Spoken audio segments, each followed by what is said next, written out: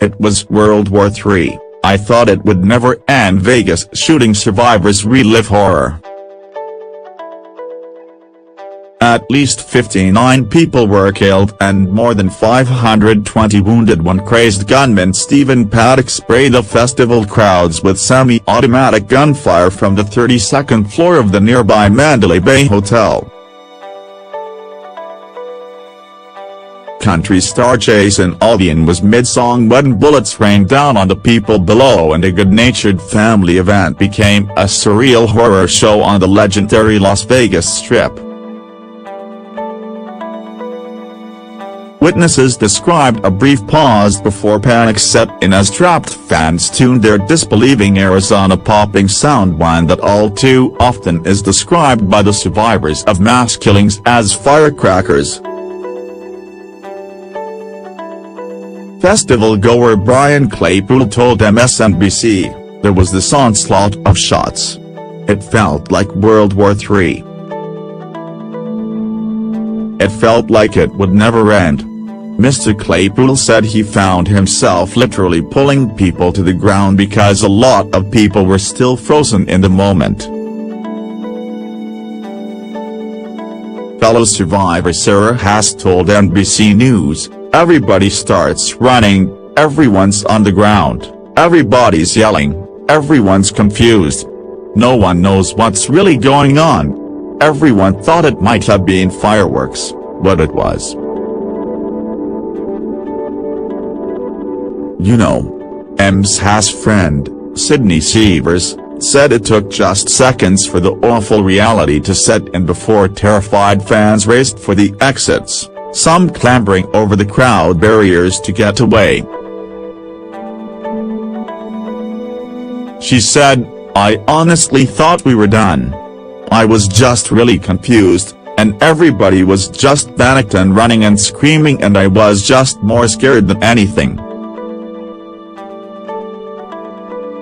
Alex Rasmussen told MSNBC that he and his wife took cover behind temporary seating and rubbish bins. He said, "The next thing you know, there was another round and then the music stopped. I looked up and he was being rushed off stage, Jason Aldean and his band.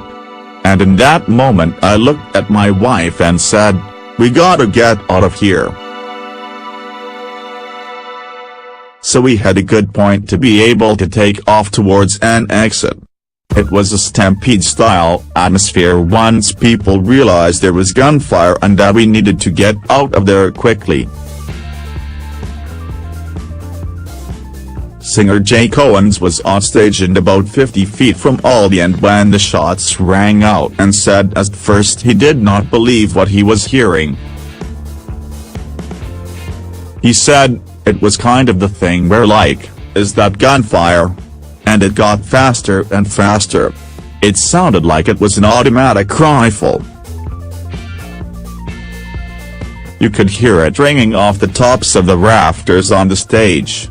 That's when you saw people fleeing, and at that point everyone on stage just started running everywhere possible, and it was pretty chaotic for sure. There was blood on people and you could see a couple folks on the street that looked like they'd been shot, lying there." Another singer, Luke Combs, said he, too, was on stage and at first thought the gunfire was pyrotechnics. He said, "Nobody on the stage really even batted an eye at the first 4 shots cause it seemed like it was kind of part of the show." The massacre has the grim distinction of being the deadliest mass shooting in modern U.S. history and has again thrown America's gun laws under a harsh light. But even survivors of the latest atrocity seem reluctant to call for a firearms ban.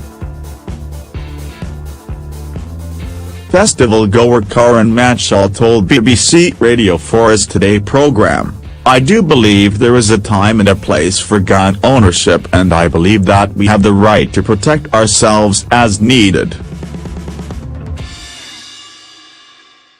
It's so unfortunate that there are people out there. In this instance, this man made a makeshift illegal weapon and used it in the worst way possible, and I think that is extremely hard to prevent. Fellow survivor Rusty D's added, "If you can find a gun law that could prevent this from happening, I could sign up today." But I'm proud of our country's Second Amendment rights and am glad we're allowed to defend ourselves.